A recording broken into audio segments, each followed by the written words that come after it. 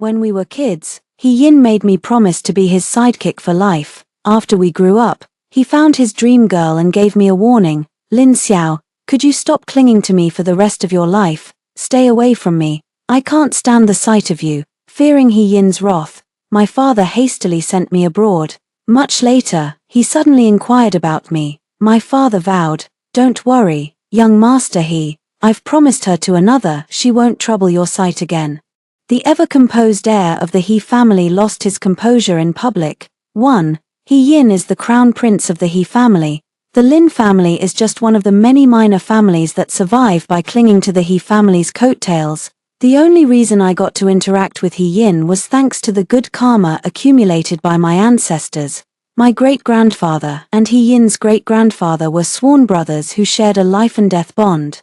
They found an auspicious plot of land and built their houses side by side. That prime piece of land has now been developed into a villa district, with the original houses transformed by later generations into modern luxury villas. I was born as He Yin's neighbor. As the saying goes, the early bird catches the worm. While other families were scrambling to get close to He Yin, I had long since become his loyal sidekick.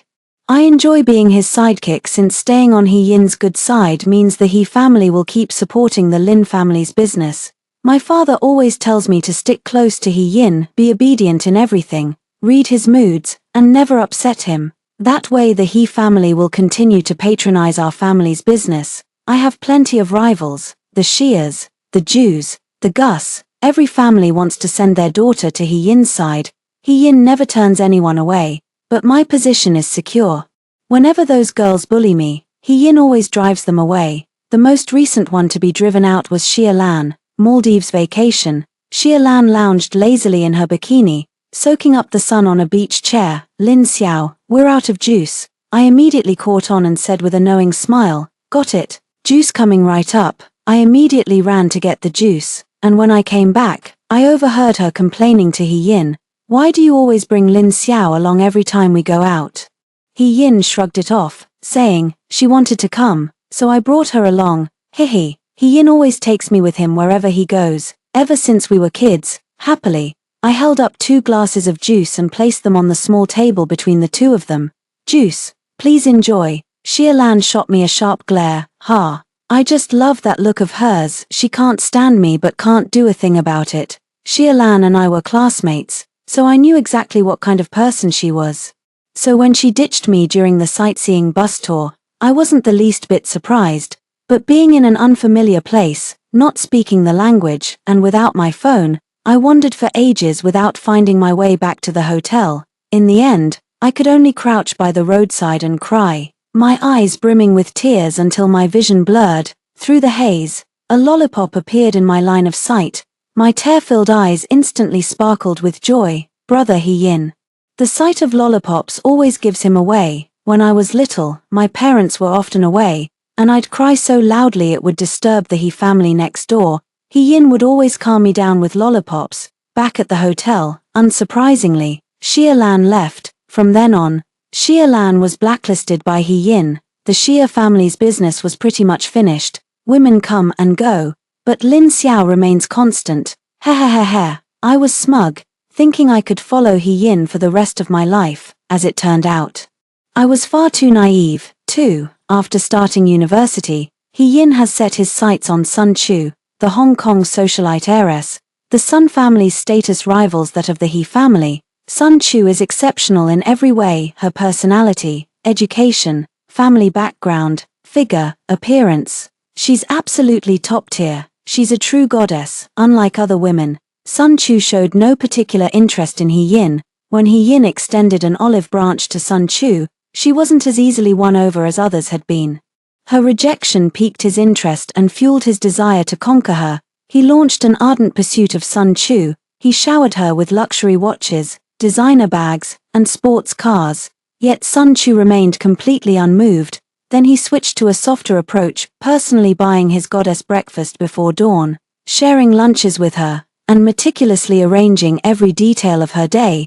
He waited on her hand and foot with utter devotion, just like how I treat him. I'm practically joined at the hip with He Yin on a daily basis. Sun Chu also had a companion tagging along, her cousin.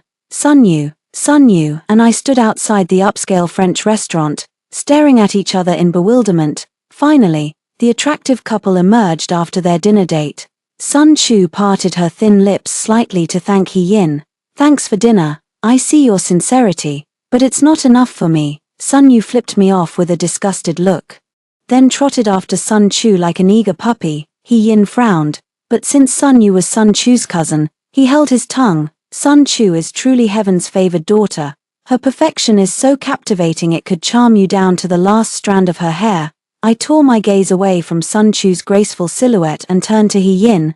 His eyes remained locked on that elegant figure in the distance, gleaming with a dark intensity that spoke of absolute determination. Over the weekend, He Yin organized a boat trip and invited Sun Chu. Sun Chu showed up with a man by her side. He Yin forced a tight-lipped smile and pointed at the man, asking, "Who is he?" Sun Chu's smile was like a gentle spring breeze warming the heart. Even I, a woman, was drooling over him. She replied gently, "He's my childhood friend Qin Mo. We often hang out together." Throughout the entire outing, He Yin wore a sour expression and kept making snide remarks. As I was leaving, I heard Sun Chu speaking in a very gentle tone from a distance. "He Yin, do not impose on others what you yourself do not desire.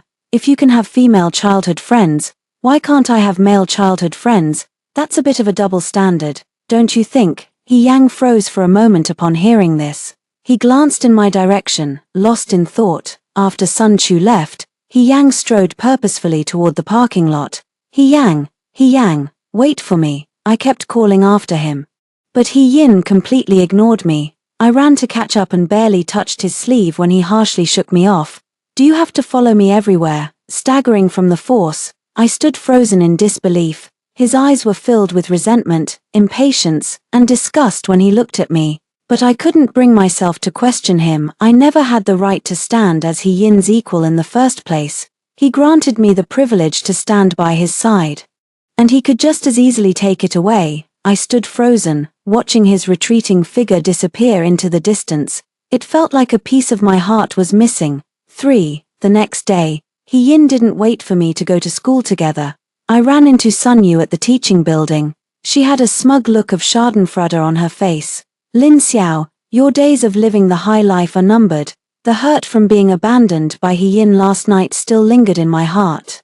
And I really didn't want to deal with Sun Yu, but Sun Yu wouldn't let me off. She grabbed my clothes and shoved me to the ground. Frowning, I looked at her and demanded angrily, "What are you doing?" She crouched down, looking down at me condescendingly as she patted my cheek.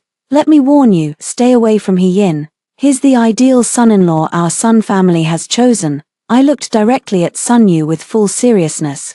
Could the Sun family share some business with the Lins?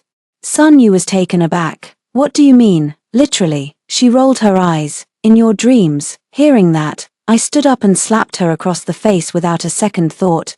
"Damn it, did you think everyone was like He Yin, that anyone could just walk all over me and throw their weight around? You can't even secure business for my Lin family, and you have the nerve to tell me how to do my job. You're not much to look at, but you've got some nerve dreaming so big." Sun Yu was absolutely furious, covering her face with a vicious glare. She lunged at me in a rage. I didn't hold back either, sidestepping, lifting my leg, and delivering a kick in one fluid motion. Thud, she fell flat on her face. All that commotion actually cleared away last night's gloom. I let out a deep sigh and headed straight to class. After class, I was just about to look for He Yin, but unexpectedly he came to find me first. Seeing He Yin at the door, I was both surprised and overjoyed. I quickly gathered my books and rushed toward him with light, buoyant steps. "He Yin," I called his name, but he didn't respond or pat my head as he usually did. I thought to myself, he looks a bit off. Is he still upset about last night? But I didn't do anything wrong last night. He glanced at me and tossed out a remark, "Follow me." I followed closely behind him. It was the path leading to the art department. Just as expected, I arrived at the art department where Sun Chu was.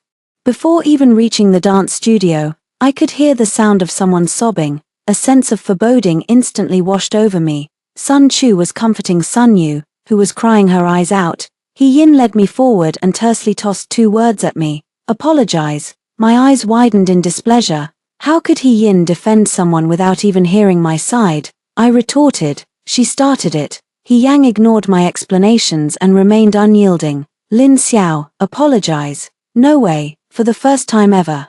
I stood up to He Yang, apparently taken aback by my defiance. He Yang's face flushed with anger. If you don't apologize, don't ever show your face to me again. I stared at him in disbelief. He always had my back whenever someone bullied me before, but now he's become my biggest bully. I turned my head and shot Sun Chu and Sun Yu an angry glare. Sun Chu looked at He Yin with a hint of guilt in her eyes. He Yin, there's no need to be so stern about a little scuffle between girls. Just, next time.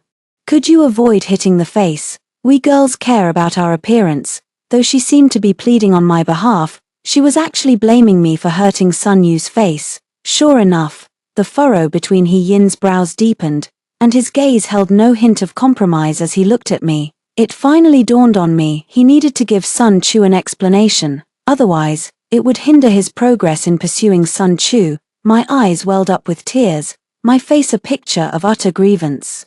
After a few minutes of standoff, I gave a reluctant apology. I'm sorry. The moment Sun Yu heard my apology, she stopped crying and lifted her head. You've ruined me like this, and you think a simple apology is enough. Only then did I notice Sun Yu's face was bruised and swollen, looking completely battered. I was stunned. Did I really hit her that hard? Your face, smack. Just as I was about to voice my question, Sun Yu slapped me across the face, the sting burning sharply, instantly.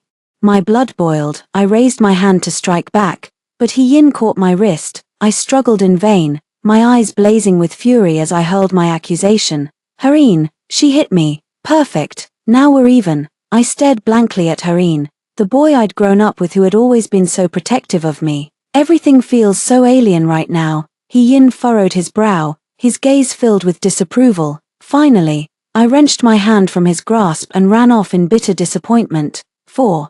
He Yin and I fell into a cold war. When heading to school, he stopped waiting for me. By the time I stepped out, all I could see was the exhaust fumes from his car. At school, He Yin deliberately avoided me too, afraid I might cling to him, so I decided to just enjoy some peace and quiet by myself. Dad noticed I'd been staying home on weekends these past few weeks. A heavy heart weighed on me. Finally, he could no longer hold back. Xiao Xiao, are you having issues with young Master He?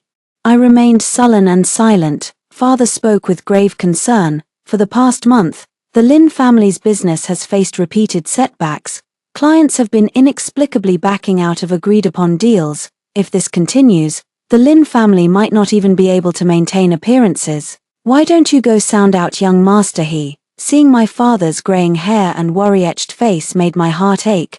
When father took over, the Lin family was a complete mess, but for the family's honor, he had to tough it out no matter what. All these years, the reason I've been willing to play the lackey to He Yin is because it pains me to see my father bowing and scraping, fawning over those in power. If currying favor with He Yin could buy my family some peace and allow my father to stand tall, then what's a little humiliation on my part? If I don't reach out to He Yin first, he won't bother contacting me. It's always me who has to swallow my pride. When has he ever reached out to me on his own? The one time he did, it was to blame me for someone else. Monday, I returned to school, pacing back and forth outside He Yin's office. These past few weeks, He Yin and Sun Chu have been dating frequently, and it's been all over the news. I don't know in what capacity I should go see him. Well, if it isn't Miss Lin, that sarcastic tone, it could only be Xiaolan. She's been thriving lately. The He family has been showering the Xias with favors, boosting their business to new heights and elevating the entire Xia family status. In the past, anyone who bullied me would end up on He Yin's blacklist. He's really changed now. Oh, looking for young Master He, are you? TSK. Some people really don't know their place. A little tag-along nanny dreaming of becoming a phoenix. How delusional. Too bad princes are meant for princesses after all. Her noisy little mouth just keeps yapping away. I stared at her coldly. And what about you? Are you a pheasant or a crow? If I can't be a phoenix, does she really think she can? If I'm not good enough for the prince, how could she possibly be? Who do you think you're disgusting? You. My retort instantly sent Xiaolan into a furious rage. But then, Her expression shifted and she broke into a smile. Still, I can be friends with the crown princess. Some people are just destined to be cannon fodder. Just you wait, you'll be driven out of the capital. With that, she turned and sauntered away, arms crossed. Driven out of the capital, me. Is Xiaolan friends with the crown princess? Suddenly, Sun Yu's words came to mind. It must have been something Xia Lan said to Sun Chu. I never got to see He Yin in the end. He went to Hong Kong with Sun Chu. No worries, he's bound to be here for his 50th birthday celebration. 5. Weekend. Dignitaries and prominent figures from political and business circles all came to attend his 50th birthday celebration. I scanned the room but didn't spot He Yin or Sun Chu. After Mr. and Mrs. He delivered their welcoming speech, the opening dance commenced. The bright lights went out. Colorful lights in a dazzling array of hues illuminated the venue. A stunning couple suddenly appeared in the center of the dance floor. The music started, and the dance began, a perfect match of talent and beauty. Their dance was utterly captivating. The moment their dance ended, thunderous applause erupted. After the couple bowed and took their leave, the audience was left in a state of pleasant contentment. I followed behind them, hoping to find an opportunity to ask He Yin if he had any business dealings targeting the Lin family, as I climbed up to the attic. The first thing that met my eyes was He Yin and Sun Chu locked in an impassioned kiss. My eyes widened, and I froze on the spot. Coming to my senses, I immediately ducked behind the nearby wooden door. The sound of their lips and tongues entwining was clearly audible. After what felt like an eternity, they finally came to a stop. He Yin brought over a glass of red wine and handed it to Sun Chu. The two of them stood in the cool breeze, enveloped in a tender atmosphere. When is that childhood male friend of yours going to give you some space? Sun Chu leaned against the railing, swirling her wine glass. You're so mean, you get to keep your childhood female friend by your side, so why should my childhood male friend stay away? He Yin kissed her earlobe and whispered something I couldn't quite catch. Then I heard Sun Chu say, well, that depends on how you perform. They lingered in each other's embrace for a long while before finally leaving the attic. I stepped out from behind the door, my blood running cold. A sinking feeling told me I might not be able to stay by He Yin's side any longer. What about the Lin family's business? After going downstairs, I felt completely devastated. Sun Yu, Xia Lan, and Qin Mo raised their glasses at me provocatively. All I wanted to do at that moment was run away. I hurried into the restroom and gasped for breath in front of the mirror. Do you know why the Lin family became a thorn in the Sun family's side? I turned to see Xiaolan leaning against the doorframe, her lips curved in a faint smile as she watched me. She continued speaking. All I did was let the Sun family know about the arranged marriage between the He and Lin families. The He family is the Sun's stepping stone to expanding their social circle in the capital. He Yin, the Suns are determined to have you. If you know what's good for you, you'll leave now. The Suns have connections in both the underworld and legitimate circles. They're not to be trifled with. An arranged childhood marriage. When did the He and Lin families arrange a marriage for their children? Could it be between me and He Yin? I wanted to get to the bottom of it, but when I looked up, Xia Lan had already left. I returned to the banquet hall. I saw He Yin talking with someone, but Sun Chu was nowhere in sight. I hurried over to seize this chance and clear things up with him.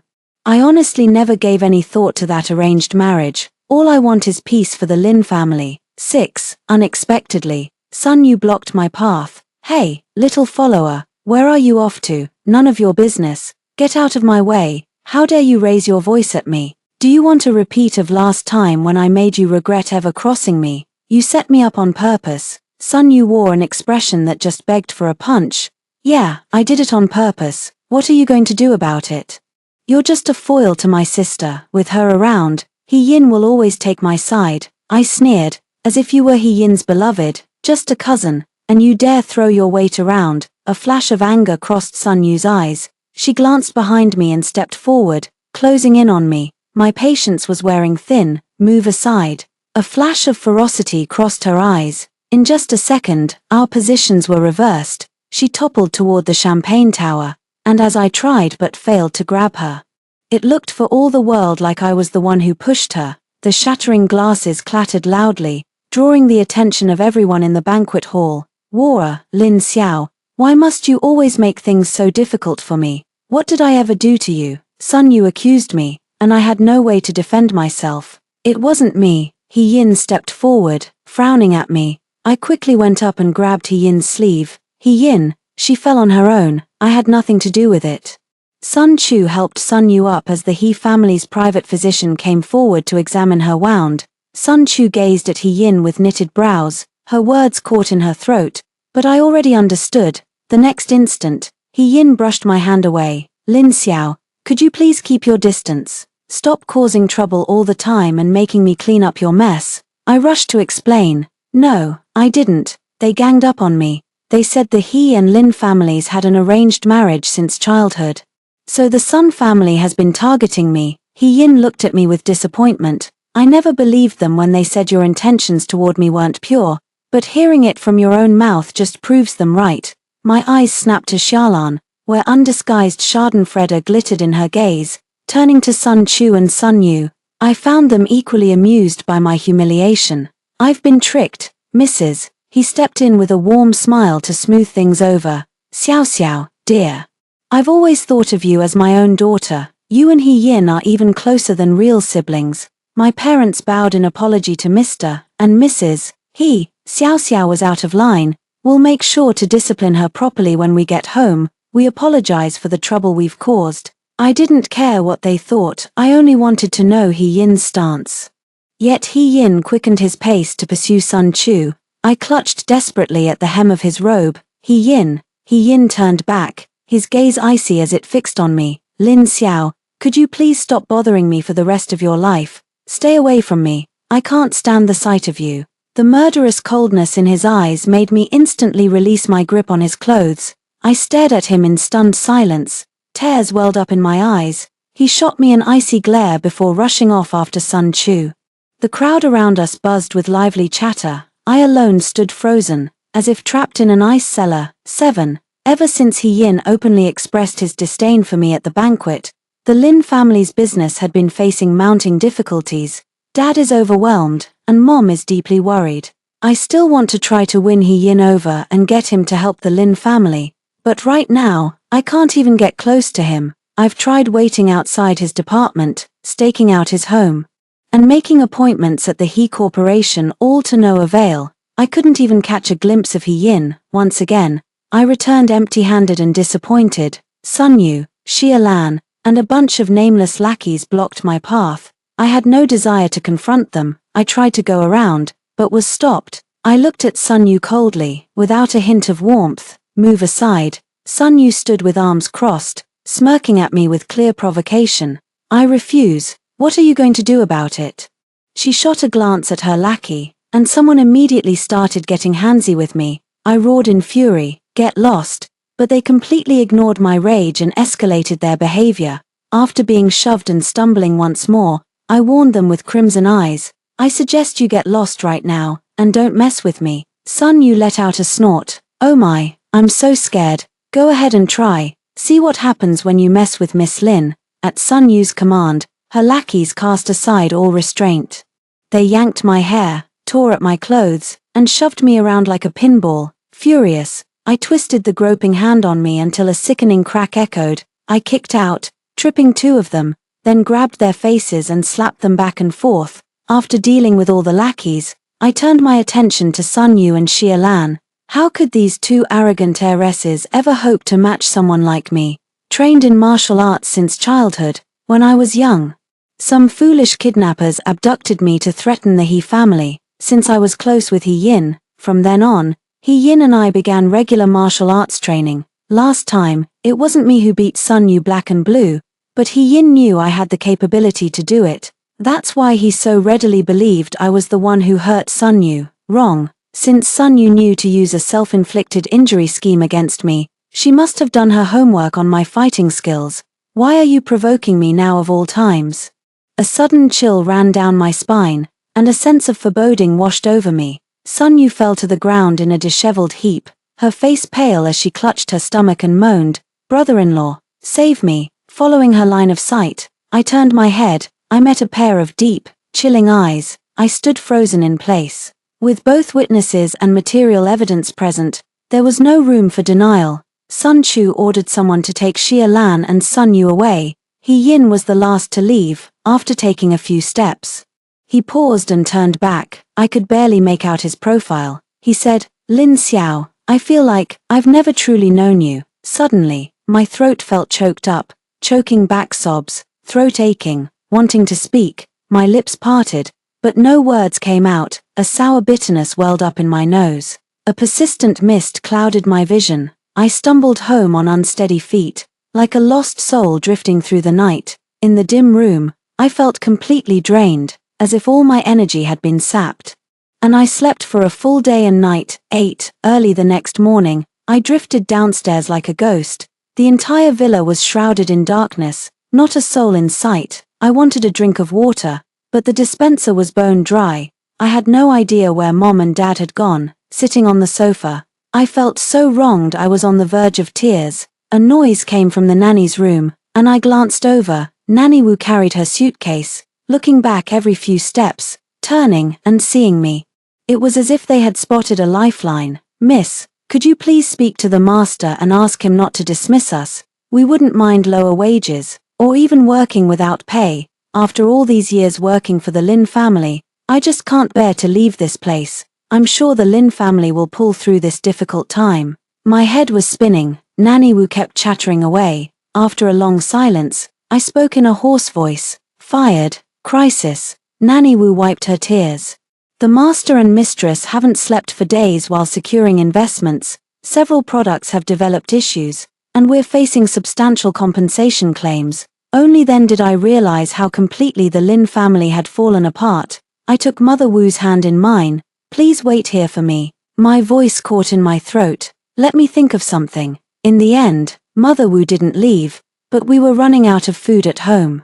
I reluctantly gave Mother Wu all the money I had and asked her to manage the household. Then I found Mom and Dad. They were standing at the entrance of the dilapidated Lin residence, surrounded by a group of menacing thugs. The mob was shouting threats. "You need to give us an explanation. My daughter died from poisoning after eating your spicy sticks." "That's right. Your spicy sticks are the problem. My son is still in the ICU." The parents led the way.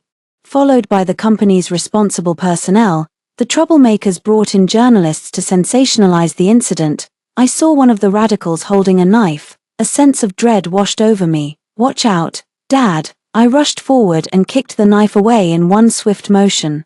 The crowd immediately erupted in fury. It took everything I had to subdue them. No sooner had I turned around than I encountered workers demanding their unpaid wages. The Lin family business hasn't paid wages in 2 months.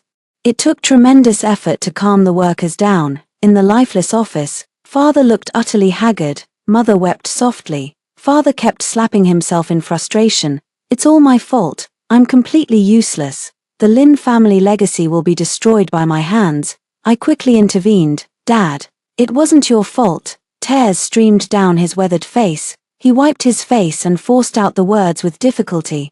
"The Lin Corporation may have to file for bankruptcy." Bankrupt? My heart clenched. But deep down, I can't really blame the Lin family for going bankrupt. It's time to lay down this burden. This unworthy descendant will have to personally descend and beg forgiveness from our ancestors. Upon hearing this, my mind snapped to attention. A flicker of panic stirred within me. Father valued the Lin family legacy more than his own life. If the Lin legacy were gone, he would truly take his own life. "Dad, please don't do this. Just wait. I'll go beg He Yin for help. Please don't do anything reckless." Lost in his grief, he couldn't hear a word I said. It seems he's already contemplating how to meet his ancestors. My mind was restless with anxiety. Without caring about appearances, I immediately hailed a cab to the He Corporation. 9. "I need to see your Vice President He." The receptionist politely replied, "I'm sorry. But you'll need an appointment to see President He." That's just how harsh reality can be.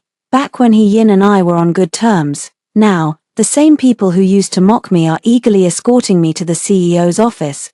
But now, I don't even have the right to set foot inside. Fawning over the powerful and trampling on the weak, such sycophantic behavior. Just the way of the world, I suppose. I tried to force my way in, but security dragged me out. "I demand to see He Yin." "Tell him to come out and face me." They were being sarcastic and cryptic. Our president, he doesn't just meet with anyone. Worried sick about my father, I collapsed weakly to the ground in a pitiful state. Finally, He Yin's assistant Jiao Sheng spotted me and informed me that He Yin wasn't at the office. He might be at home, so I rushed to the He residence. The He family's staff weren't as warm toward me as they used to be, he informed me in a matter-of-fact tone. The young master hasn't been back here lately. He Yang has more than one residence. Ever since he got involved with Sun Chu, I've hardly seen him around here. On my way out, I noticed an invitation for a new product launch on the coffee table. I made a note of it. The next day, I found the location of the He Corporation's new product launch. I disguised myself beforehand and slipped inside. After the product launch concluded, I positioned myself at the intersection He Yin would have to pass through.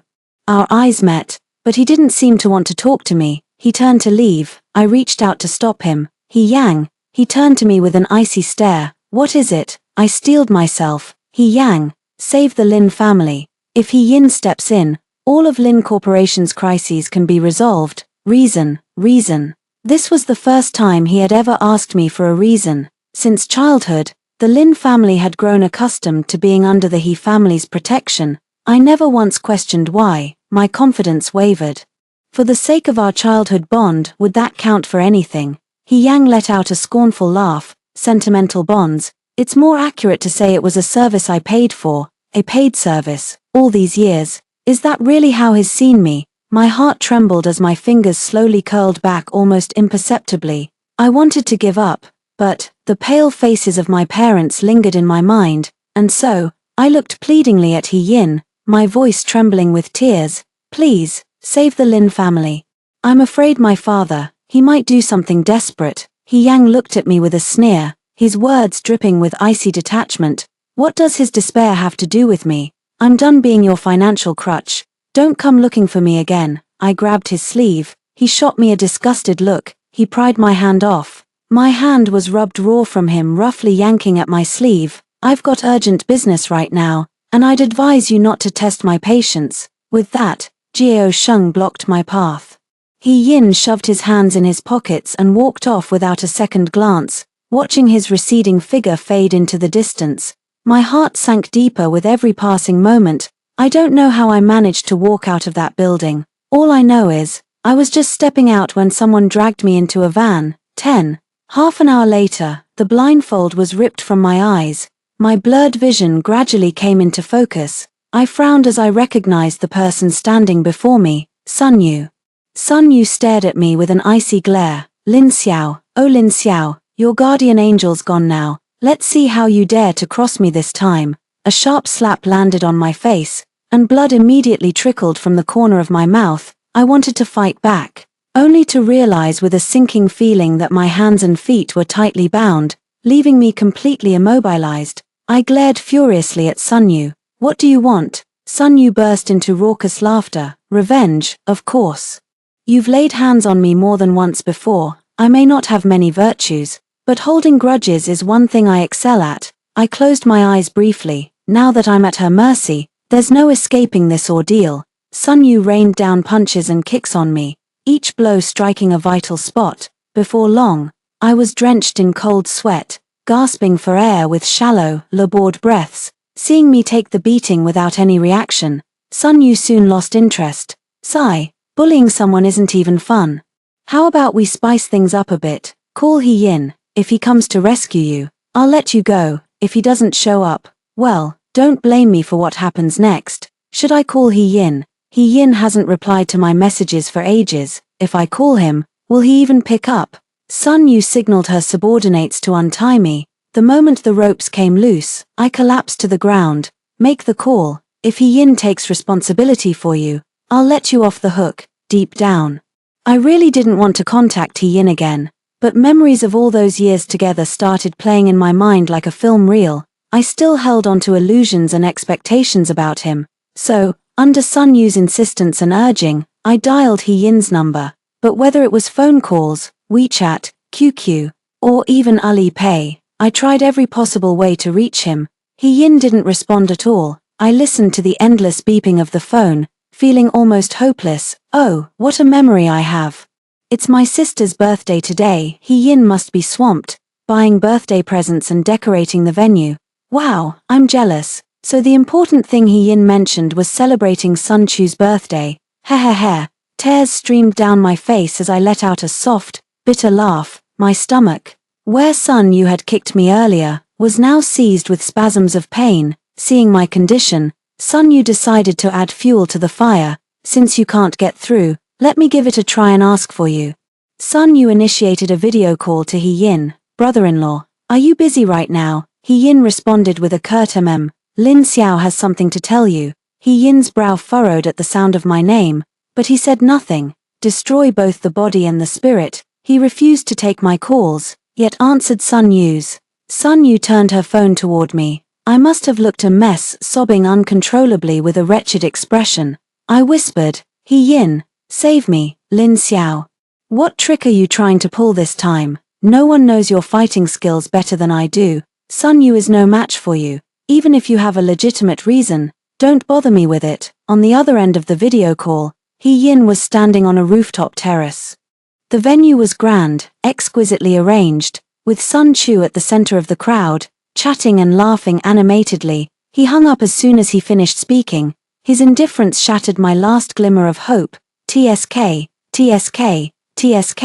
how pathetic. I lay sprawled on the ground like a heap of worthless mud.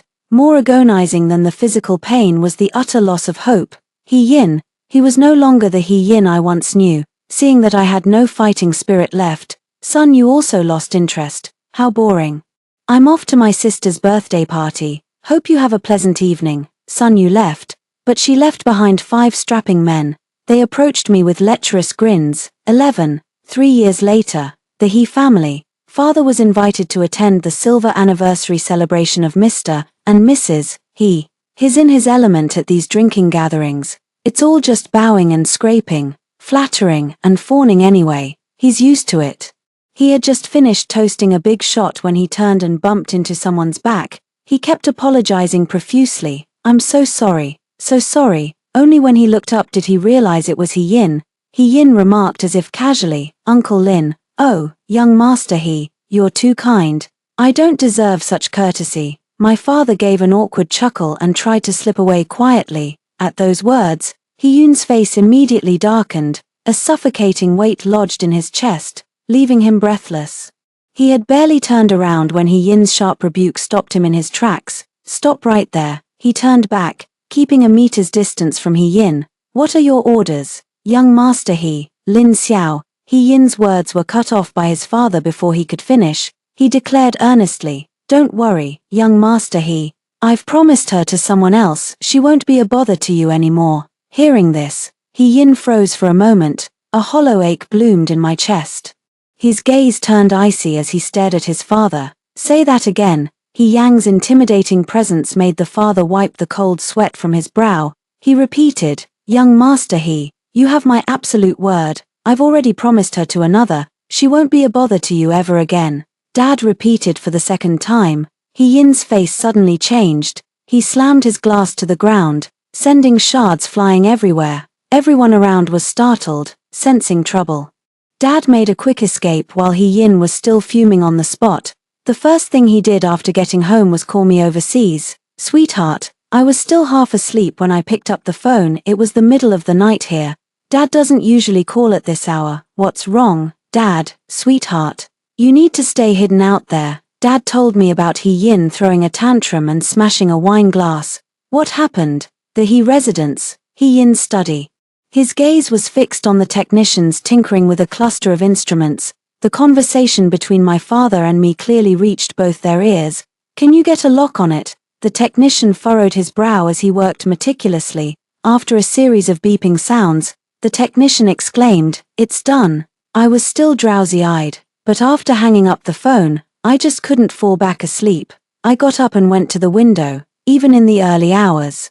The streets were already bustling with traffic, and the neon lights shone brilliantly. My mind drifted back to that evening. Someone came to my rescue at the critical moment. She recorded the entire incident, and I used that video to blackmail Sun Chu. Sun Yu was just a lackey like me. The only person in the Sun family with any real influence is the patriarch's daughter, Sun Chu. I laid it out for Sun Chu, if my demands aren't met, I'll release the video exposing Sun Yu's atrocities. The court of public opinion alone will be enough to crush the Sun family. The Sun family's establishment in the capital would be jeopardized. I also warned her that the more she targeted the Lin family, the tighter I'd cling to He Yin for support. I'd publicly announce my childhood engagement to He Yin and brand her with infamy. Thus, Sun Chu conceded. She promised to help the Lin family. While I left the capital, the day I left, it poured rain in the capital, and Sun Chu, fearing that He Yin would learn of my departure, injected funds into the Lin family that very day. Both of my parents attended the ribbon-cutting ceremony, so I quietly came to the UK alone. When I left back then, my heart had already gone numb. He Yin dealt me a devastating blow. That's why I left without a single shred of regret. I asked my parents to deregister my household registration and change my name, gradually putting down roots in a foreign land. Shortly after I left, He Yin and Sun Chu got engaged. 12. The engagement ceremony was grand, broadcast live worldwide, and I watched it from abroad. I had just arrived in the UK. That's when I met Chu Hao. He was a cultured man from a well-off family, and he quietly provided substantial support to the Lin family. During that time, my parents, Chu Hao, and I traveled through several countries to meet up. They were very pleased with Chu Hao and asked him to take good care of me. The money Sun Chu provided before leaving temporarily saved Lin Corporation, but more funds were needed later. Chu Hao helped my father resolve this lingering concern, so the Lin family at least avoided bankruptcy. I just hope the He and Sun families will leave Lin Corporation alone. I could spend my whole life without returning to my home country, without ever showing up in front of them again. When I first arrived in the UK, I'm deeply saddened. I found myself completely alone, with no one to turn to, completely lost and confused. After being here for a while, I noticed that the British really love their tea, breakfast tea, bedtime tea, afternoon tea, farewell tea, tea breaks, and so on. I decided to open a Chinese-style tea house, focusing on premium Chinese teas and serving traditional Chinese snacks alongside them. It has gained widespread popularity. The tea house expanded from one location to 2, then 3, and has now become a chain across Europe and America.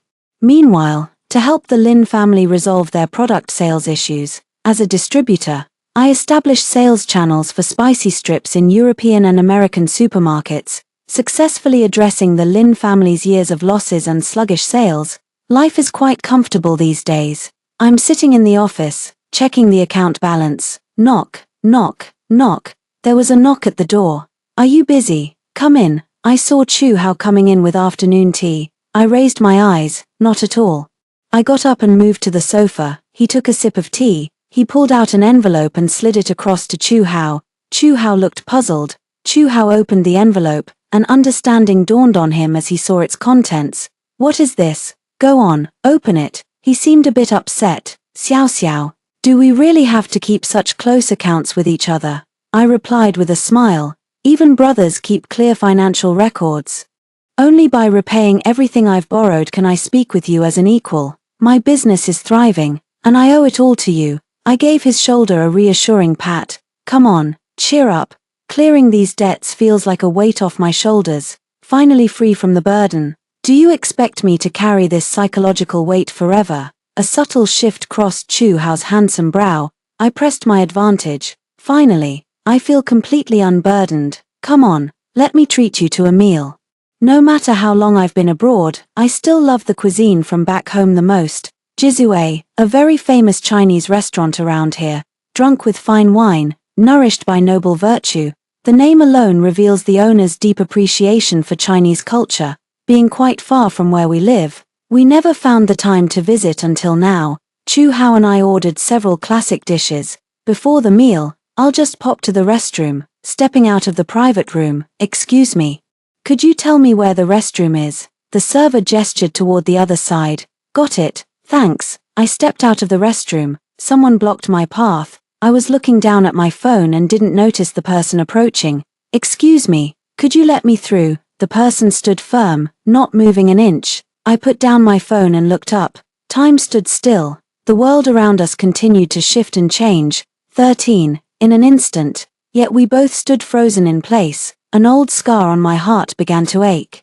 Threatening to reopen, memories I'd rather not confront were clawing their way to the surface. A ripple of unease disturbed the calm waters of my mind. I have no recollection of how I made it back to the private room. What's wrong? You came back from the restroom looking pale, Chu Hao asked with concern. I forced a strained smile. It's nothing. Could it be that better days are coming? Chu Hao's remark made me laugh. You're overthinking it. Just eat. I thought He Yin would have left by now. Since we'd been eating for so long, but to my surprise, Chu Hao got punched the moment we stepped out of the private room. He Yin started throwing wild punches at Chu Hao's face like a madman. Chu Hao was caught off guard and took several hard punches. Stop it now, I desperately tried to intervene from the sidelines. But He Yin acted as if he hadn't heard a thing.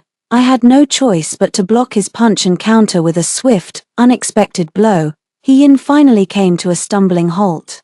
But why did he have that wounded expression on his face? Since when does the aggressor get to play the victim? Ignoring him, I immediately asked Chu Hao about his wound. How are you holding up? Chu Hao's face was a gruesome sight, yet he managed a strained smile and shook his head. Come on, I'm taking you to see a doctor. I helped Chu Hao to his feet and we left. I'm fine. Before leaving, I shot a glance at He Yin to make sure he wouldn't pull another surprise move. His bloodshot eyes were fixed on my face, as if he had 1,000 things to say.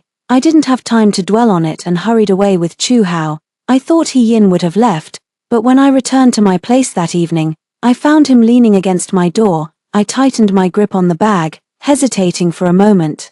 Then it dawned on me. What am I afraid of? A clear conscience sleeps through thunder. Under his watchful gaze, I calmly unlocked the door, stepped inside, and shut it behind me all in one fluid motion. Utterly exhausted, I collapsed into bed and fell asleep instantly.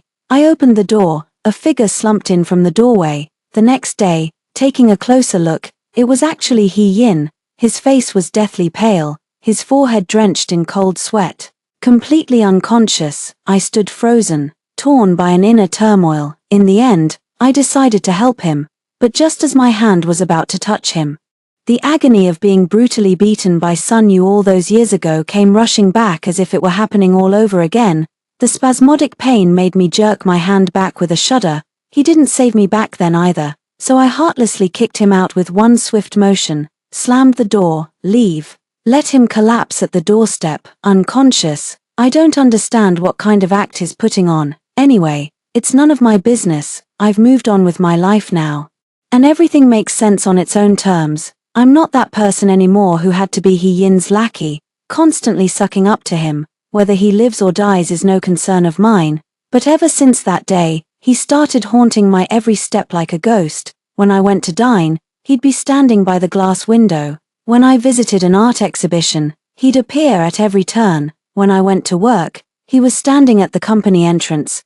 The most crucial part was this: every single night, without fail, he would be at my doorstep. Whenever Chu Hao and I appeared together, he would inevitably get beaten up. I didn't exchange a single word with He Yin throughout this entire process. It was just a whim of his. Yet he's kept this up for 2 solid months now, or so I thought, many times. His assistant Jiao Sheng would watch me from a distance, looking as if he wanted to say something but always holding back. People at the office were whispering behind my back. When I got home, even my neighbors avoided me, as if I were haunted by some sinister presence. That evening, I returned home to find He Yin was nowhere to be seen. 14. Yet, I couldn't shake off a faint sense of emptiness inside. I went through my usual routine, opening the door, stepping in, and closing it all in one smooth motion. I quietly let out a sigh of relief. I'm a light sleeper, half asleep. I heard the sound of the door lock. My senses snapped to attention. In the darkness, I groped my way out of bed, grabbing a club. I concealed myself behind the sofa. A towering figure was ransacking my room, searching every nook and cranny. He crept into the bedroom, grew alert upon finding the bed empty. My heart began to race. I considered paying them off to avoid trouble. It's probably not possible now, he pursued while I evaded. With my back against the wall, I launched a preemptive strike. Seizing the moment of his distraction, I struck his back hard with a club, after a startled cry. They immediately launched an attack on me. That's when I realized they had an accomplice, two burly men, each standing 6 feet 3 inches. Even with my martial arts training, I was struggling to hold my own. He pulled out a dagger, its blade glinting under the streetlight so brightly it made me squint. Before I knew it, I was kicked to the ground. One of them lunged at me with a knife, and I only escaped by swiftly rolling away, but being chased and cornered like this had left me completely exhausted. Then one of them pinned my hands behind my back, while the other came at me with a knife. Suddenly, the door burst open. He Yin kicked the knife right out of the attacker's hand. I shut my eyes in despair. At the critical moment, seizing the chance, I broke free from my restraints. We worked together to subdue the assailant and called the police. After the police finished taking our statements and left, we both collapsed onto the couch, exhausted. I was about to break the awkward silence and express my thanks. He then tumbled off the sofa and fell unconscious. Outside the hospital room, Jiao Sheng wore a pained expression. "Miss Lin, young master, he hasn't been eating or sleeping properly for the past 2 months. My health has completely deteriorated." Actually, before he could finish, the doctor called for the family members. I entered the hospital room. Seeing He Yin so pale left a bitter taste in my heart.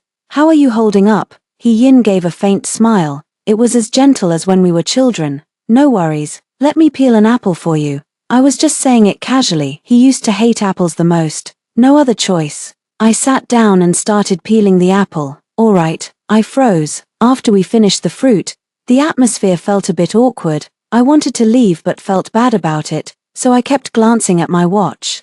"If you have somewhere to be, feel free to head out." I felt like I'd been granted a pardon. "All right, I'll get going then." As the ward door clicked shut, I saw his downturned lips reflected in the glass. But He Yin, none of this was my doing. Everyone must face the consequences of their own actions. I thought He Yin would need to recuperate in the hospital for a few days. I never expected him to show up at my doorstep again the very next day.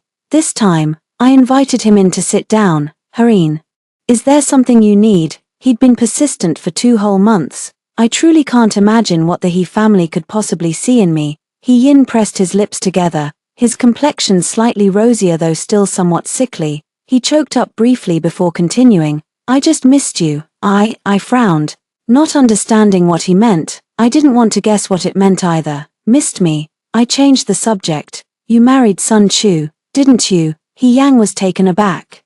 But before he could respond, I continued. "You probably have kids by now." He Yang looked at me and said, "Do you not watch the news?" "No, my life is good now. I've come to cherish this peaceful existence." I shook my head. "I've built new social circles and found a fresh group of friends. I've cut ties with everything back home." A wry smile flickered across He Yin's lips. "Is there nothing left for you in this country?" I looked at He Yin and answered earnestly. He Yin walked away looking utterly devastated, just like when I left the country in desolation years ago. "Yes, they are 15, that day, but no one can truly feel your pain." His silhouette looked desolate. "Live in the moment." He Yin stopped haunting my life like a ghost. My life settled back into calm.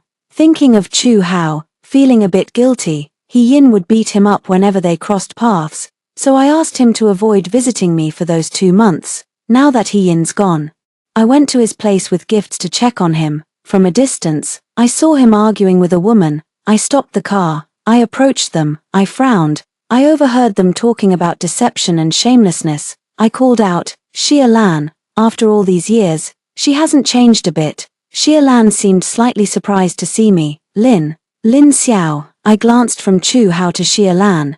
"Do you two know each other?" Their silence spoke volumes, a tacit admission. "What were you arguing about?" Xia Lan shot a sidelong glance at Chu Hao, who immediately turned his face away. In the living room of Chu Hao's home, "Lin Xiao, how have you been all these years?" "That's good to hear. I owe you my life for saving me back then." "That's great." When Sun Yu left 5 strong men behind, her intentions were crystal clear. Right at the critical moment, Xia Lan burst in with her team and rescued me. At that time, Xia Lan was pretending to pledge allegiance to the Sun family.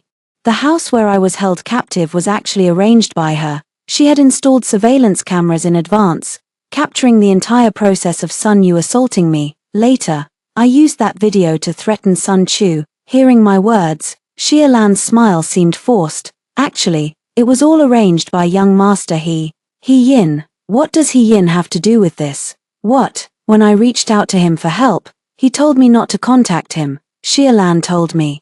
He Yin only pretended to form a marriage alliance with the Sun family to help me get revenge. The Sun family started out in the underworld. It was the Sun family who kidnapped me back then.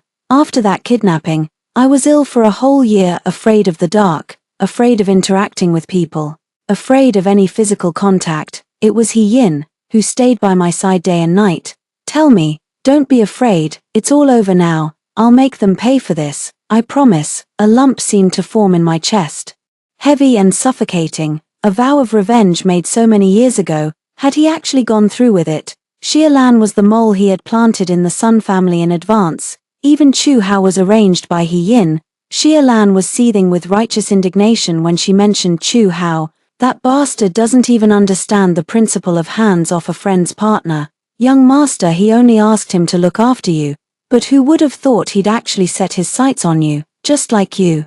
He changed his name, cut off all contact, and kept watch over you. This made young master he lose track of you, leaving him restless and anxious. In the past few years, I was afraid He Yin would find me. I never gave my family my phone number. We rarely contacted each other, and when we did, I would deliberately use a public phone. I looked at Chu Hao, his lips pressed tightly together. Is what Xie Lan said true? Chu Hao's face showed clear remorse. I'm sorry, but my feelings for you are real. No wonder He Yin beats up Chu Hao every time they meet. They're both scumbags. I turned to Xie Lan one last time. What's your relationship with Chu Hao? Him. He's the stepson of the mother who abandoned me. We left Chu Hao's residence. My thoughts are slightly unsettled. Foes no longer feel like foes. Benefactors no longer seem like benefactors. It feels as if something is suddenly missing within. Strolling across the square, watching scattered groups of people, it felt like stepping into another era. I couldn't contain my curiosity. I looked up news about He Yin and Sun Chu. High society marriage collapses. Sun family shocking scandal. 16. Sun family exposed for money laundering with drug cartels. Sun family exposed as patrons of northern Myanmar scam syndicates. Sun family declares bankruptcy. Key members of Sun family apprehended. All these reports surfaced approximately 2 months ago. Each one is front page news. I still can't forgive He Yin. Why could you tell Xie Lan these things? But not me. But did it have to be done through deception and hurting me? We could have fought side by side. Yet you've cast me in this agonizing role of a passive recipient of favors. Is this what He Yin considers love? Knowing the truth hasn't really changed anything in my life. My routine remained unchanged, up at dawn, off to work, meals, home, then bed, the same monotonous cycle, day in and day out, until one day, a package arrived for me. I opened it to take a look. It was a stock transfer and property gift agreement. He Yin had transferred all his shares in the He Corporation to me and gifted me all his movable and immovable property. I was stunned. What did he mean by that? I wanted to get in touch with him, but then I realized I didn't have his contact information. I called my dad. Dad seemed to hesitate, holding back his words. Xiao, maybe, you should come back and see He Yin. I couldn't believe Dad actually asked me to visit He Yin. When I left back then, I told Dad that the reason young master he targeted the Lin family was because my presence in the country had been getting on He Yin's nerves. I was puzzled, so my father sent me away, hoping I would never return. But now, he actually wants me to go back and see He Yin. What happened to him? Father let out a sigh. So young, yet diagnosed with a terminal illness. Is given up on treatment. After hanging up, I couldn't calm down for the longest time. The envelope in my hand felt burning hot. I had to do a lot of soul-searching before I finally convinced myself. I still need to return his things to him. After all, heading back home, I went to the He residence to find He Yin. I was told that He Yin wasn't home. He took my hand. Xiao, he had no choice back then. The Sun family has set their sights on the He family. If the Sun family goes down fighting, the He family won't escape unscathed. The arranged marriage between you and He Yin is real. If you stay, the Sun family will never let you off the hook, and He Yin won't be able to act freely. That's why he sent you away. After you left, He Yin engaged in a battle of wits with the Sun family and narrowly emerged victorious in the end, Mrs. He explained that while the government wanted to step in and rein in the Sun family, they couldn't move against them openly in order to maintain a balance of power and keep the covert anti-China forces in check, so they turned to He Yin. He Yin had no intention of letting the Sun family off the hook anyway, so we hit it off right away. During this time, I was the only uncertainty. Once I was sent away, he would have no more worries. I returned the shares and assets that He Yin had given me to Mrs. He, yet she insisted these were He Yin's belongings. She had no right to interfere with his decisions, nor could she retract them on his behalf. Mrs. He led me to He Yin's study, packed to the brim, a dazzling array, all of my photos, 17. No one would believe he doesn't like me. He's sick now, sneakily hidden away. We can't find him anywhere. Mrs. He began to sob quietly. Have you searched everywhere? Mrs. He choked back a sob. We've searched everywhere, but there's no trace of him. I wonder where he could have gone. Perhaps knowing his time was short, he found a place to hide and prepared to slip away quietly. Hearing this, my nose tingled with emotion. Right now, I have no other thoughts except to find him quickly and return his belongings. I can't bear the weight of what is given me. I paced back and forth. Where would He Yin choose to spend his final moments? My eyes swept around He Yin's study, but there wasn't a single clue to be found. The walls were covered with my photos, yet among them, a pyramid pattern stood out abruptly. Suddenly, it hit me. I remember after I was kidnapped as a child, I feel like I'm dying. I said, Haeyoung, if I die, I want you to have me mummified, so when you miss me, you can come visit. Haeyoung told me to stop talking nonsense. You're not going to die. If we die together, mummified and placed side by side for all eternity. Since he holds such profound feelings for me, he would never want me to receive news of his passing without any solace to hold on to. Would he ever consider having himself mummified? I journeyed to the enigmatic land of Egypt. Modern Egyptians no longer practice mummification. Only a handful of workshops still preserve the ancient techniques of mummification. I traveled far and wide in search of workshops that still preserved the art of mummification. In the end, I actually found He Yin at one such workshop. This workshop's ancestors specialized in creating mummies for the royal family. Although modern society no longer permits it, some nobles and aristocrats still choose to be laid to rest this way. I pushed the door open. In the secluded courtyard, a lounge chair creaked as it rocked back and forth. I moved closer. I saw He Yin lying there with his eyes closed, resting. Tears instantly welled up in my eyes. I stormed over and yelled, He Yin, you coward. Hiding away just because you're sick, is that how a real man acts? Why are you handing over your own He corporation to me? You've shattered my peaceful life, and now you're going to walk away without taking responsibility. He Yin opened his eyes, utterly astonished to see me appear out of nowhere. He lay there dumbfounded on the lounge chair, listening to me yell, You know what? People turned into mummies look absolutely hideous. I like young, handsome hunks, drop dead. And do it somewhere far away from me. I can't stand ugly things. He Yin's lips parted. He finally managed to utter a single sentence, watching my reaction warily. Should I go freeze myself on Mount Everest? I don't like dead people. I like them alive. I was so furious I could only laugh bitterly. Alive. Full of life and energy. In the end, I still brought He Yin back to the capital, on the airplane. Did you come just because I said as a kid that I wanted to be made into a mummy after I die? 18. He Yin nodded. Bro, I was just a kid back then. I didn't know mummies looked so creepy when I was little. I'm not exactly fond of mummies these days. I'm speechless. He Yang stared intently into my eyes. If the body is preserved properly, the soul will return. His words left me speechless, cutting off my protest. So he wants to preserve the body, and then his soul will come back to find me. It sounds a bit creepy, but the sentiment is touching. Can't we just wish each other well? You're a grown adult. Must you make people worry like this? I looked at him with a mix of frustration and disappointment. He blinked at me with wounded eyes, looking as pitiful as a timid young bride. My heart softened a little. After all, he's a patient now, though I still have no idea what's actually wrong with him. What illness are you actually suffering from? Is it really a terminal disease? Is death inevitable? he stammered evasively. I'm furious. Damn it. Are you even a man? You can't even describe your own illness properly. Stop whining.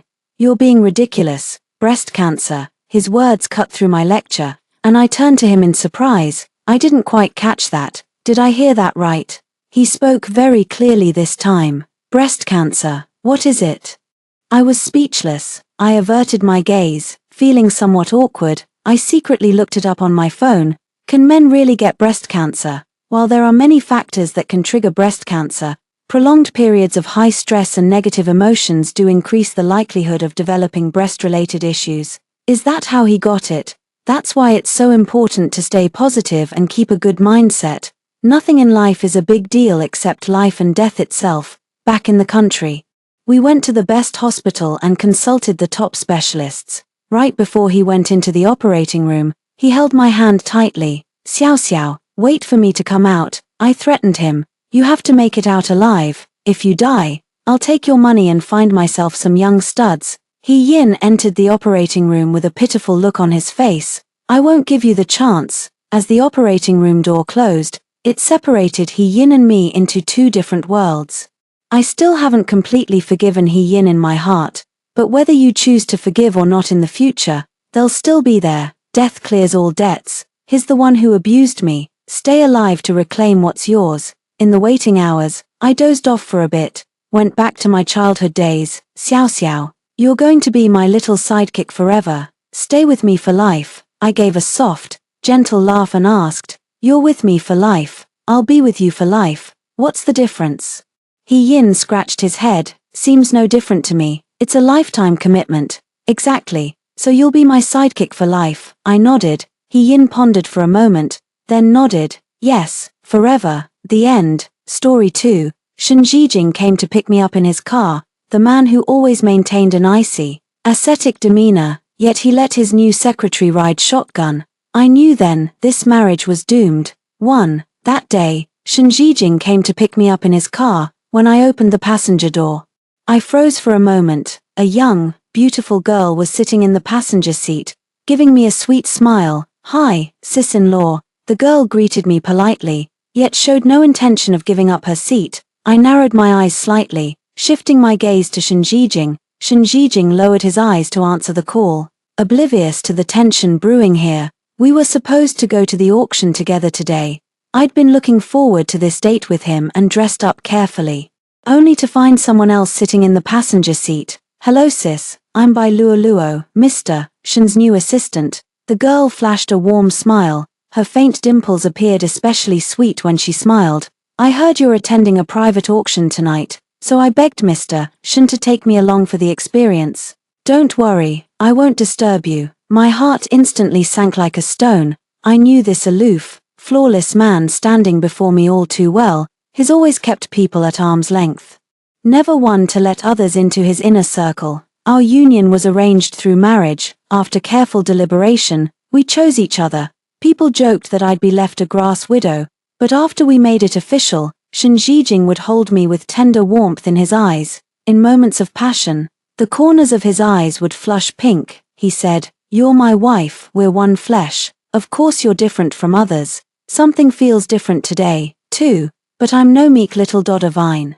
I'm Xia Qing. When I'm angry, I don't give a damn about anyone's opinion. Get down." I dismissed them coldly without mercy. The girl stood frozen in shock. She never expected me to humiliate her at our first meeting. Perhaps my tone was too harsh. Bai Luo froze in momentary confusion. Sorry. Sis-in-law. The girl's voice quivered with tears as she slumped into the back seat, disheveled. Shen Zhijing had just ended his call when his gaze shifted toward us. He realized I was upset. A look of resigned indulgence spread across his face. The man leaned over to fasten my seatbelt. Noticing someone had messed with the seat position, I readjusted it with visible irritation. After all that hassle, I was absolutely fuming. Damn it, who dares adjust my passenger seat? The atmosphere in the car turned icy, leaving the girl too terrified to speak. Shen Zhijing's brows furrowed slightly as he calmly suggested to me, "If you're feeling down today, let's just go home." The woman in the rearview mirror was silently weeping. I was utterly miserable. Bai Luo. Right, I'm not in the mood anymore. Get yourself a cab, mister. Shen and I are heading home. The girl turned pale, casting a feeble glance at Shen Zhijing. The man showed no intention of coming to her rescue. The girl stepped out of the car, utterly dejected. 3. Shen Zhijing would never embarrass me in front of others. He's always known how to keep his emotions in check, so his suggestion was simple: let's go home. Whatever it is, we'll settle it at home. That's the unspoken understanding we've built over the years. She's just a fresh graduate entering society, why bother holding it against her? Shen Zhijing pulled me into an embrace. The first time, Shen Zhijing looked puzzled. What, after all these years? This is the first time you've let another woman ride shotgun. The man never expected this would be what bothered me. Everyone in our circle knows how exceptional Shen Zhijing is. Countless women adored him, yet he remained virtuous. Though tempted by many, he stayed untouched. Shen Zhijing smiled faintly, tousling my hair. Never thought I'd see you jealous. He leaned in to kiss me, his nose brushing against my cheek. She's just my subordinate, nothing more. There will never be anything between us. Shen Zhijing cradled my face, gazing into my eyes. He vowed to me in a solemn voice, "For a woman's intuition is never wrong," even though I'd only met Bai Luoluo once. My gut tells me this girl definitely has ulterior motives toward Shen Zhijing. I thought the initial power play would be enough, yet to my surprise, the auction necklace meant for me ended up around that girl's neck the very next day. Xiao He, Shen Zhijing's chief assistant, sent me a photo along with a WeChat Moments screenshot. In the photo, the crescent diamond necklace draped around Bai Luo's fair neck accentuated her delicate charm. The girl's eyes were swollen, yet a faint smile lingered at the corners of her lips. She must have cried her heart out after returning home last night. Someone's gift had brought her solace. This screenshot shows Bai Luoluo's social media post. The CEO says, "Girls must stay strong even when wronged." Wiping my tears, "Yes sir, my dear CEO." A few cute fist-pumping emojis, and a picture of a necklace placed inside a box. My blood ran cold at that moment, though hard to say aloud, I must confess. She provoked me to the brink of losing composure. It's an awful feeling, like finding a bloodstain on your favorite white handkerchief. This sensation feels strangely fascinating to me. I even had the urge to floor a yellow Ferrari at 180 miles per hour and slap that woman across the face. Consequences be damned, but looking at my own hands, I realized how pathetic it was to even acknowledge that cheap gold digger. I gave Wen at Hermes a call. Wen's voice brimmed with barely contained excitement. She made me a promise over the phone. "Rest assured, Mrs. Shen, even if I have to empty out all of Shanghai today, I'll get your order fully assembled and delivered without fail." That very day, before office hours ended, every executive assistant and administrative staff member at Shen Corporation headquarters, 46 women in total except Bai Luoluo, received lavish gifts from the CEO's wife. Hermes necklaces worth 120,000 yuan each. The unit price may not match that $2 million auction necklace, but with more participants, it balances out fairly. Xiao He handles things diplomatically. Everyone must post on Moments with the caption, "The CEO's wife says every girl deserves better," clenches fist asterisk yes. My CEO wife, the gift recipient, was naturally delighted to play along, serving as both assistant and executive office manager. They practically run the company's gossip mill. Who wouldn't beam with joy and eagerly post about it when receiving a gift from the CEO's wife? Some savvy colleagues even added a caption, "The CEO's wife sure knows how to make an impression."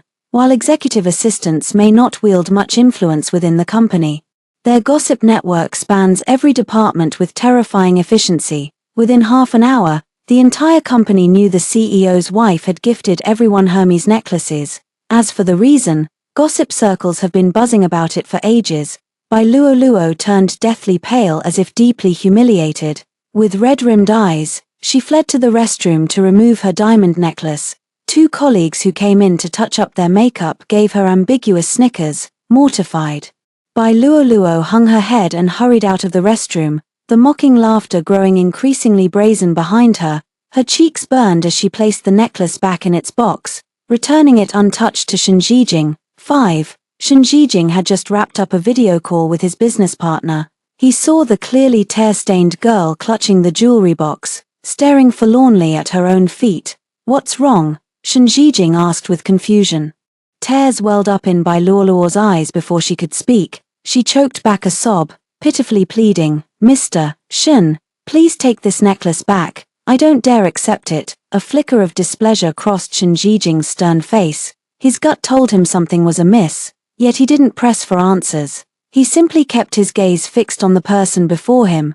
Bai Luoluo bit her lip, hesitated, then finally recounted everything that had transpired in the office that day. Mr. Shen, I'm so sorry for always causing you trouble. I just posted it on social media to motivate myself. I don't know how Madam found out. Bai Luoluo sobbed quietly. I never expected Madam would get this angry. The woman looked as pitiful as a little white rabbit. Mr. Shen, I'd like to apologize to your wife in person and explain everything clearly. Shen Zhijing never had the habit of checking social media feeds. His life was completely consumed by work, as the CEO.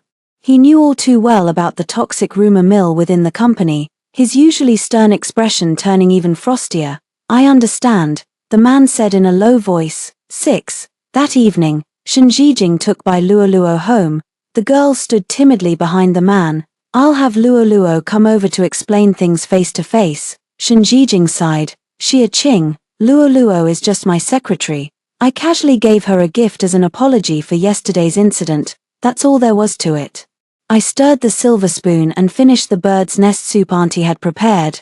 Sis, I'm sorry. Bai Luoluo bowed to me with genuine sincerity, trembling with fear, delicate and fragile. This is the first time I've received such an expensive gift. I got carried away in the moment. If I've done anything to upset you, please tell me and I'll correct it immediately. I arched an eyebrow. Bai Luoluo, is it? The girl stole a glance at Shen Zhijing, as if drawing courage from the man. Then nodded slowly, watching that woman charge at me like a newborn calf unafraid of tigers, insisting on picking a fight. I couldn't help but find it laughable. I'm neither your teacher nor your boss. I've no time to teach you manners. But as Shen Zhijing's wife, let me make this clear. Anyone who dares flirt with my husband won't get a second chance. The girl probably never met someone as blunt as me. Her face grew increasingly flustered, leaving only pitiful fragility. Xia Qing.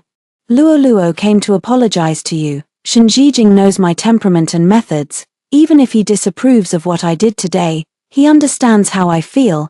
That's why he didn't confront me. He just let Bai Luoluo come make amends. He's already made concessions, hoping I'd let go of the misunderstanding. We're all reasonable people here. A single glance speaks volumes between us. Got it. I've decided to give Shen Zhijing another chance. After all, he didn't actually cheat.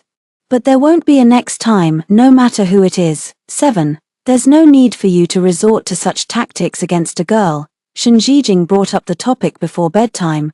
You should have told me first. I sat at the dressing table styling my hair, staring at the handsome man in the mirror. You knew how much I loved that necklace. Yet you gave it to another woman. Wasn't I right to be angry? I can't imagine if someone so perfect were tainted. Could I still adore him as unconditionally as before? Shen Zhijing walked unhurriedly to the bar and poured himself a glass of ice water. She cried all night because of your misunderstanding. This morning, seeing how swollen her eyes were, I casually gave her the necklace as an apology, not a single flaw. I studied him coldly for a long moment. 2 million is pocket change for us, perfectly reasonable to casually gift it away. It all comes down to whether they're worth it. His fingertips drummed against the marble countertop. He was waiting for me to gather my thoughts. This was our first romantic conflict involving a third party. Our upbringing and principles left us both wearied by such matters. We both value keeping up appearances. Shen Zhijing, I love you. Shen Zhijing's fingers paused mid-motion. He probably never expected me to say this so abruptly. Shen Zhijing, I love your untainted purity. That's what sets you apart from everyone else. You never let women get close before because you're emotionally fastidious. You wanted a pure marriage. I wasn't like that originally. But your values changed me. Now we share the same life goals. May your marriage never come to a crossroads. Shen Zhijing sighed helplessly. I don't. 8. Shen Zhijing was a man of remarkable clarity. Knowing how I feel, he wouldn't give Bai Luoluo any false hope. Without the CEO's patronage, Bai Luoluo had to start from the most basic tasks as an intern. She used to have opportunities for rotations at the headquarters. Now Xiao He doesn't even schedule her for shifts. I never signaled anyone to ostracize her. Since Shen Zhijing knows his boundaries, I trust him completely. But these things don't require my explicit instructions. There's no shortage of people who curry favor with the powerful and bully the weak. Within half a month, the new secretary couldn't handle the drastic job transition and emotional toll, visibly losing weight. The turning point came after a crucial executive meeting. That day, Bai Luoluo was left alone to clean up the small conference room. The girl in her office dress knelt on the floor, painstakingly scraping gum off the carpet with a razor blade. Shen Zhijing unexpectedly doubled back and witnessed the scene. Startled by the presence behind her, the girl scrambled to her feet in flustered embarrassment. Shen Zhijing's gaze was deep and chilling. That silent stare stripped Bai Luoluo of all dignity. Mr. Shun. Tears streamed uncontrollably down the girl's face. This was no act, no pretense. Shen Zhijing had always been her unattainable son, a love she could never reach. When pushed to the margins, she'd nearly resigned herself to fate, to be seen by a man in this wretched state. Bai Luoluo nearly shoved Shen Zhijing aside in her rush to flee. Just half a month apart, and that once vivacious girl had become this fragile. This was the first time Shen Zhijing had ever lost his temper. He stormed into the house and smashed the water glass I handed him onto the floor, water droplets scattered everywhere. Why won't you just leave her alone? Xie Qing, I've respected and loved you. Enduring your constant humiliation and abuse toward her, what kind of sick satisfaction do you get from bullying the weak? I remembered, during Shen Zhijing's study abroad, his younger sister in middle school committed suicide by jumping off a building due to school bullying.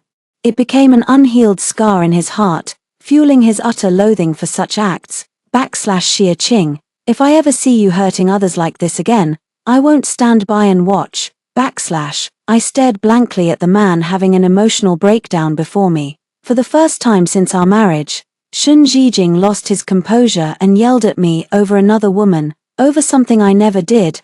This feeling was unbearable, like shattering glass, like spilt water that cannot be retrieved. 9. Shen Zhijing promoted Bai Luoluo to be his personal assistant. Simultaneously, he swiftly dismissed Xiao He, the chief assistant who had worked alongside him for 7 years. You need to be clear about who you're really working for.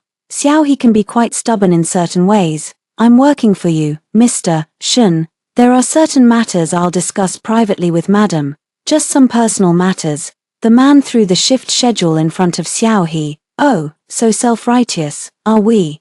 Did your professional ethics ever make you bully others with your authority? Xiao He fell silent, realizing her harassment of Bai Luoluo had been exposed, her face betraying unease. Shen Zhijing saw through it instantly, with no tolerance for others, incapable of distinguishing right from wrong. Mixing personal grudges with professional conduct, how dare you claim fitness for the executive assistant role?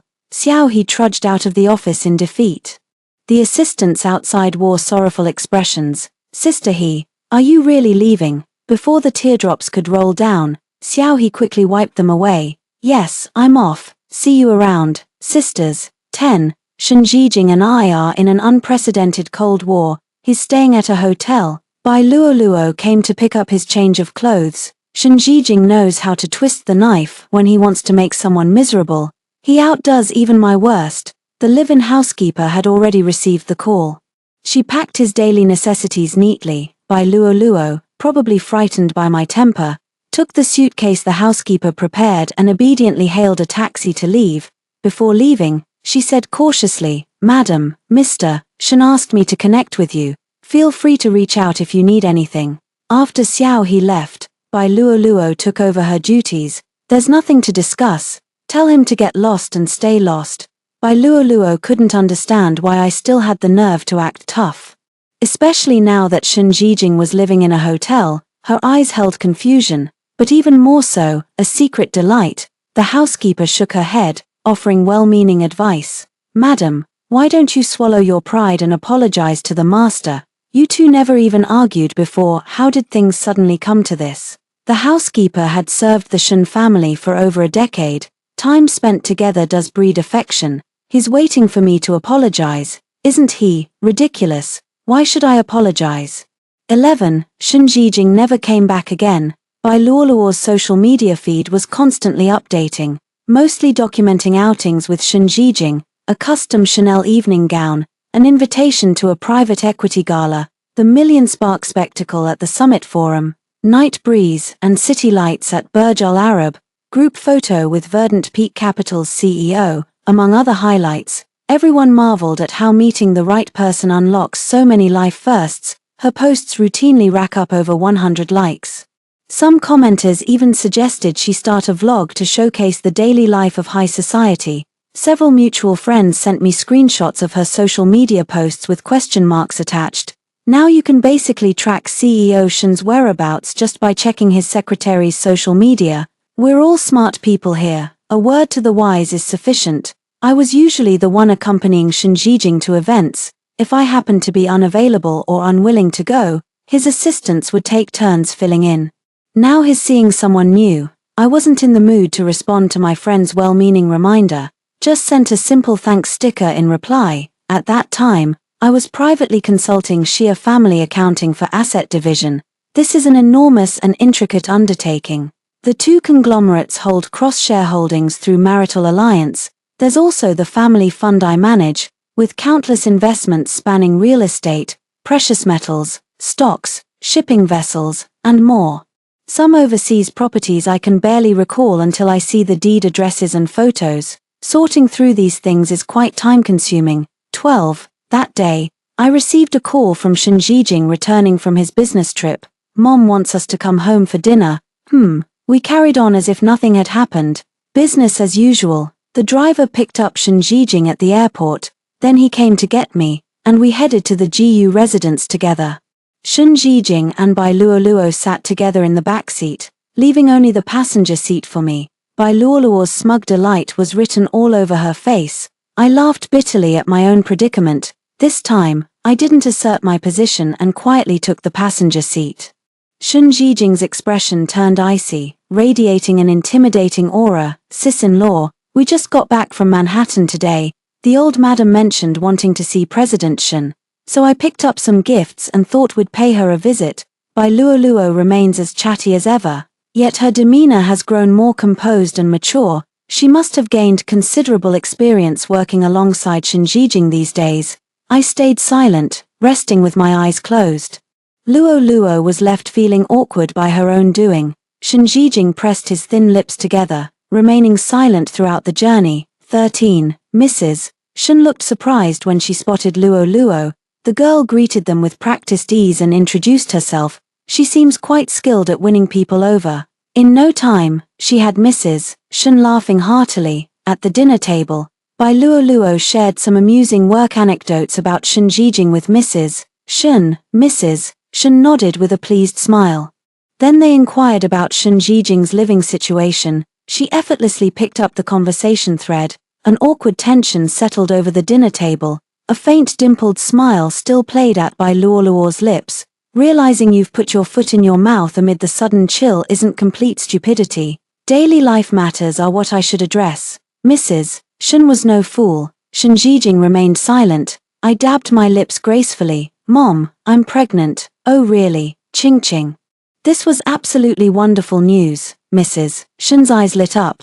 When did this happen? The man who'd been stone-faced and silent since I got in the car now wore a rare flicker of emotion. I arched an eyebrow with wicked amusement. Just got the results yesterday. The doctor said it's already been 3 weeks. Mrs. Shen was overjoyed and rushed to call her husband. Kept nagging about taking me to the hospital again tomorrow. Bai Luoluo looked startled.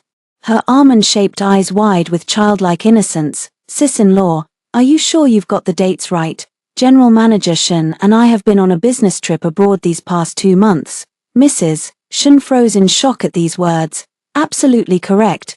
We specifically consulted Professor Fang, the renowned OB/GYN specialist. It's indeed only 3 weeks. I deliberately emphasized 3 weeks. Shen Zhijing knew perfectly well he hadn't been home during that period. This child isn't his. The warmth vanished instantly from the man's face. Xia Qing. Shen Zhijing radiated a brewing storm of emotions, barely restrained, as if waiting for my explanation. My smile grew more triumphant. Congratulate me. Shen Zhijing, I'm going to be a mother. Don't joke about things like this, he spoke in an icy tone. I placed the pregnancy test report I'd prepared long ago on the table.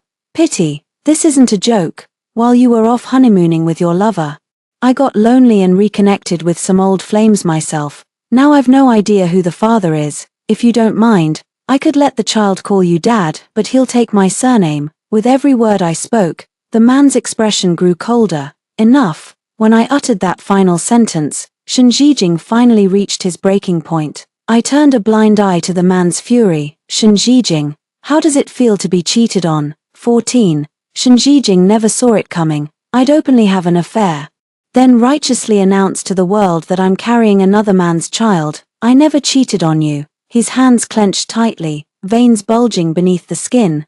This news clearly hit him hard. We were just working together. Nothing crossed the line. I've never cheated. I pat my own belly. I don't want to hear his belated explanations. Your secretary keeps flaunting her work interactions with you on social media every day. Shen Zhijing, are you really that oblivious? Even our mutual friends noticed something off and warned me about it. Do you still think this isn't crossing the line? If you can take her stargazing, I can discuss poetry and philosophy with other men. Shen Zhijing was uncharacteristically furious, yet I remained indifferent, feeling only a tinge of regret. What a pity, Shen Zhijing. I didn't have time to bring a man back to Shen Garden with me, but compared to your provocation today, I'm still slightly outmatched. Shen Zhijing couldn't accept it. He believed his relationship with Bai Luoluo was completely above board. Between them, there was barely any communication beyond work matters. He just wanted to use Bai Luoluo as an example to warn those around him. He couldn't understand why things had come to this between us. Before this, he had always believed our marriage was rock solid and blissful. Sis, there's absolutely nothing between Mr. Shen and me. Facing Mrs. Shen, Bai Luoluo was desperate to clear her name. Mrs. Shen and I have spoken a few times on work matters. I'm just using this opportunity to pay a courtesy visit for professional reasons. This is strictly business for me. You've never worked in corporate, so perhaps you don't understand. As the CEO's chief secretary, I'm expected to be meticulous in everything, but I swear there's absolutely nothing improper between Mr. Shen and me. Bai Luoluo sat beside Shen Zhijing, back straight and chin lifted. Oh really? Then why were you sitting next to Shen Zhijing during the ride while making the CEO's wife take the passenger seat? Did your famous meticulousness suddenly go to the dogs? I tore through her lies without mercy. The woman fell silent, at a loss for words. I didn't let Shen Zhijing off the hook either. Shen Zhijing, is this the chief assistant you personally trained for 2 months? Xiao He is also a woman, also your secretary. She's been with you since graduation. Has she ever sat by your side? She's even more meticulous than Bai Luoluo. When have I ever targeted her? Shen Zhijing's breathing grew ragged, the corners of his eyes flushing crimson. Let's get divorced. Shen Zhijing, 15. The man pulled me homeward. Bai Luoluo was left behind at the Shen family estate. It was his first time returning home since the Cold War. I'd already taken care of most things at home. Even the live-in housekeepers had been dismissed by me. Shen Zhijing froze in his tracks, stunned. The home we'd shared for 3 years now felt utterly foreign. The realization finally hit him. My divorce had been premeditated. Eyes red with disbelief, Shen Zhijing crushed me against his chest in a desperate embrace. Xie Qing, I never cheated on you. His voice, heavy with despair, lingered in my ears. Get rid of the baby, and we can start over. As if hearing some absurd joke, I shot back with biting sarcasm. That's my child.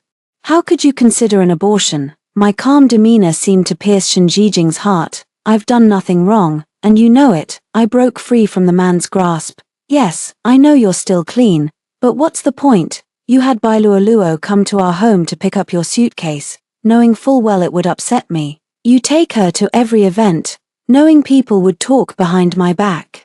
You knew everything, yet you still chose to do it. You tolerated her provocations, humiliated me, and forced me to beg for reconciliation. You despise me for bullying the weak. But Shen Zhijing, did you ever see how that so-called victim kept deliberately crossing my boundaries, tears streaming down my face? I recalled everything that had happened, unable to believe my marriage could be so fragile.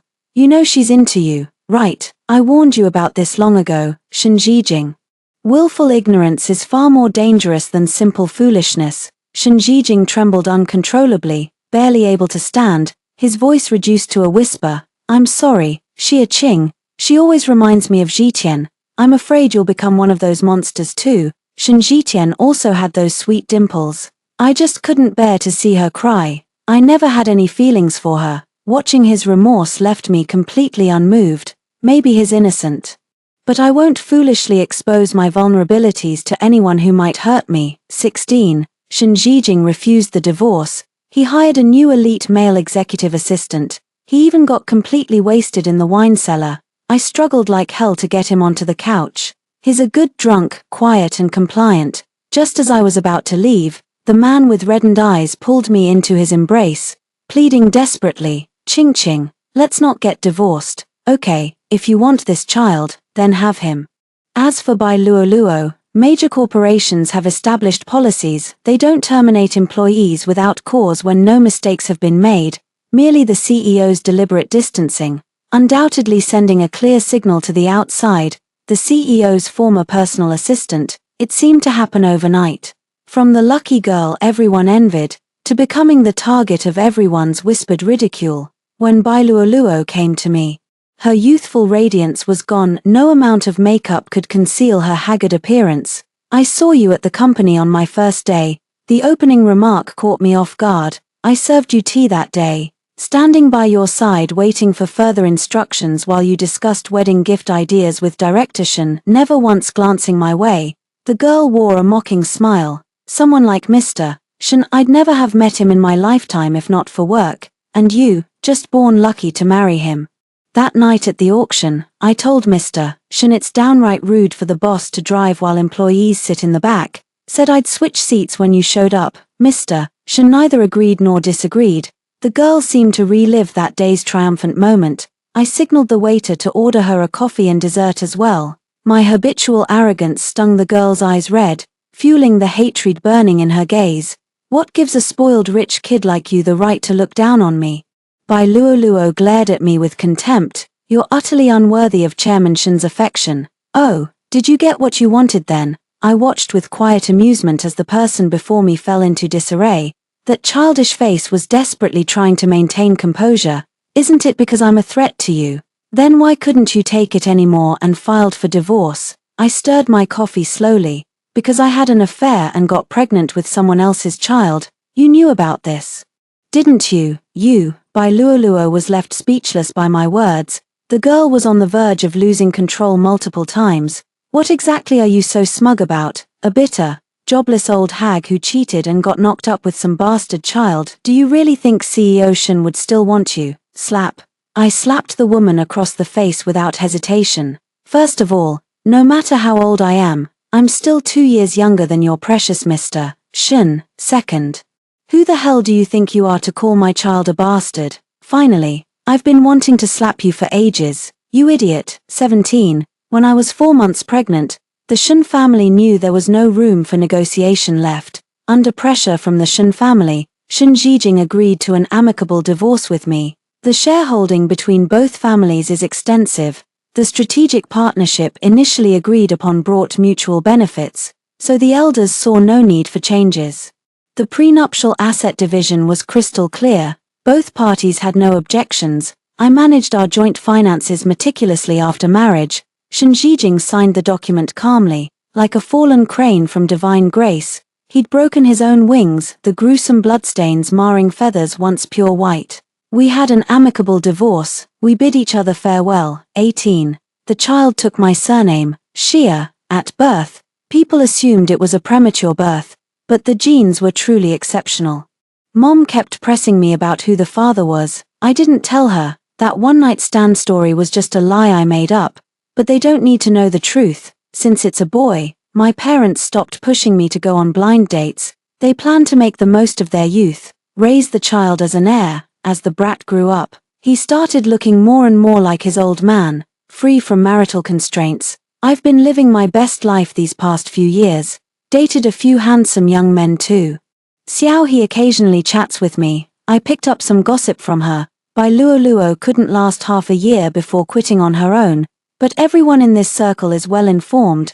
No major corporation would dare to hire him. Shen Zhijing has grown increasingly aloof these past 2 years.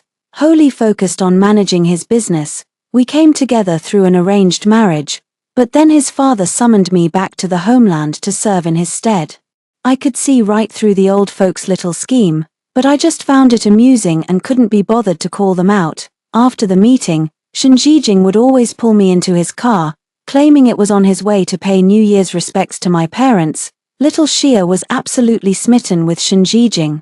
Someone had secretly taught him that this was his father. The little boy would wiggle his bottom and call Shen Zhijing daddy, begging for hugs whenever he saw him. Shen Zhijing doted on him and never refused. Now that the child's features were becoming more distinct, how could he not understand? I'll be staying in the country throughout the Lunar New Year to reunite with family. Shen Zhijing cleared his schedule to keep me company. He wanted to ask if we should remarry. I refused. When it comes to marriage, better none than the wrong one, otherwise you'll only have yourself to blame. Little Xia, however, visibly brightens up whenever he sees Shen Zhijing. He insists on sitting between me and Shen Zhijing, gleefully alternating between calling us mom and dad. I gave him a light tap on the back of his head to stop the nonsense. Shen Zhijing stood there with red-rimmed eyes, utterly at a loss. He had 1,000 apologies burning in his throat for me, but I no longer needed them.